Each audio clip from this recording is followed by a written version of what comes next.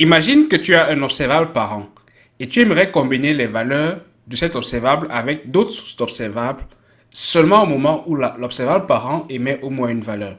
Cela est possible et réalisable avec RxJS grâce à l'opérateur readLatestFrom. Celui-ci crée un observable avec les dernières valeurs reçues de chaque observable initial, mais seulement si le parent émet au moins une valeur. La syntaxe de cet observable est différente des autres que nous avons vus jusqu'à présent avec les fonctions de création. Pour cela, nous allons nous servir de notre observable parent, utiliser le pipe et ensuite ajouter comme opérateur. Et à l'intérieur de la parenthèse de notre opérateur readLatestFrom, on peut inscrire l'ensemble des séquences que nous souhaitons combiner avec l'observable parent ou l'observable principal. Tu l'as sans doute remarqué, readLatestFrom, c'est un opérateur et pas une fonction de création comme dans le cas de forkJoin ou de combineLatest. Comme dans le cas des fonctions de création combineLatest et forkJoin, nous allons utiliser le diagramme de map pour nous représenter le schéma visuel du fonctionnement de readLatestFrom.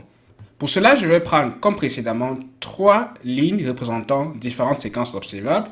J'aurai mes barres de complete et je vais me servir de la syntaxe de readLatestFrom en prenant comme parent la séquence observable contenant les boîtes.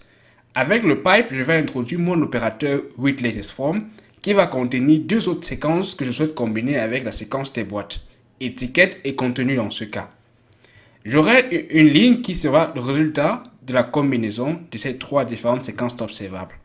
Dans la première, je vais introduire trois valeurs, 15, 10 et 90, qui vont me permettre de combiner avec d'autres valeurs. Dans la seconde séquence, j'introduis juste deux valeurs, 43 et 38, et la dernière va contenir 59 et 12. Le résultat d'une telle combinaison va être, lorsque 15 va être émis dans la première séquence, je vais pouvoir combiner avec 43 et 59 respectivement, ce qui va me donner un arrêt contenant ces trois valeurs-là. À la deuxième émission du premier, qui est le parent, dans ce cas ça sera 10, je vais recevoir 38 et 12 comme les autres valeurs. Étant donné que je prends juste les toutes dernières valeurs qui arriveront, il est possible, comme dans ce cas, que je ne reçoive pas toutes les valeurs, comme le 90, car la condition pour que readLatestFrom réagisse est que les autres séquences observables émettent au minimum une valeur. Ce n'est pas le cas dans notre cas, parce que nous avons juste deux valeurs qui vont être émises dans la séquence numéro 2 et la séquence numéro 3. Raison pour laquelle le 90 ne sera jamais émis dans une telle séquence.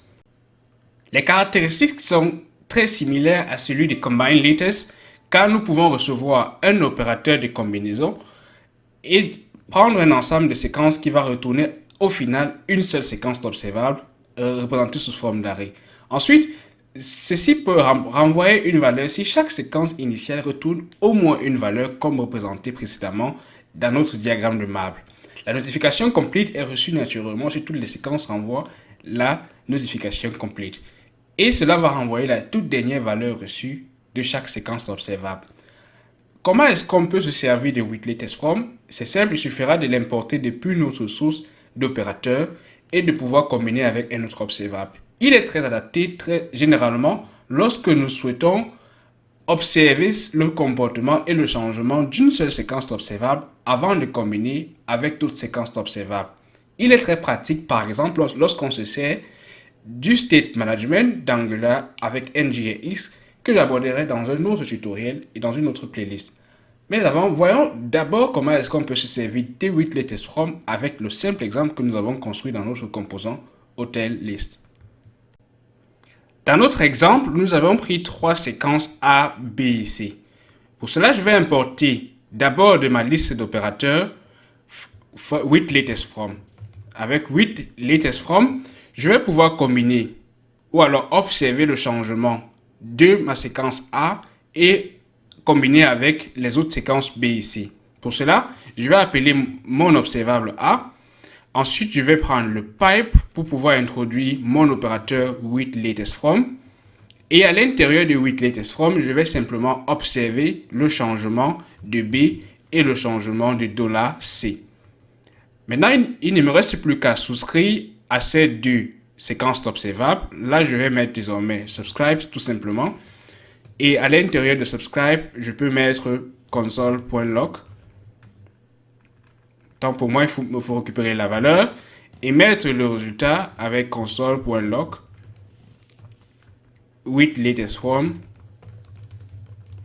et mettre tout simplement une virgule avec la valeur. Et là, je remarque que j'ai deux problèmes signalés et ils me disent que B n'est pas retrouvé parce que j'ai mis le dollar avant B. Il me faut mettre le dollar après B, bien sûr.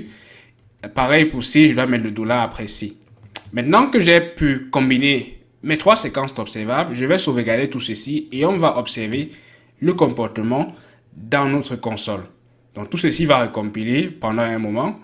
Et lorsque cela est fait, je consulte juste la console dans mon navigateur. Vous allez vous rendre compte que désormais, j'ai combine latest comme expliqué dans les épisodes précédents, fork join également. Mais aussi, j'ai with latest from et remarquez comment est-ce qu'il combine les éléments. Là, j'ai le 1, le 13 et le 23. Lorsque je regarde mes deux séquences, c'est lorsque 1 va être émise, puisque c'est l'observable parent, alors il va prendre les dernières valeurs de B et de C respectivement. Ensuite, le A va émettre 2 et il va prendre également les dernières valeurs 13 et 23 du B pour pouvoir combiner. Le A va émettre 3 et va prendre les valeurs 13 et 23 qui sont toujours les dernières valeurs de B et de C pour pouvoir combiner. Donc ici, on peut se servir de with latest from lorsque nous souhaitons combiner avec d'autres séquences observables seulement lorsque l'observable parent change de valeur. Maintenant que nous avons vu comment est-ce que fonctionnent trois différents types de combinaisons avec RxJS, on va désormais nous utiliser notre cas où nous souhaitons combiner les catégories avec les hôtels grâce par exemple à combine latest.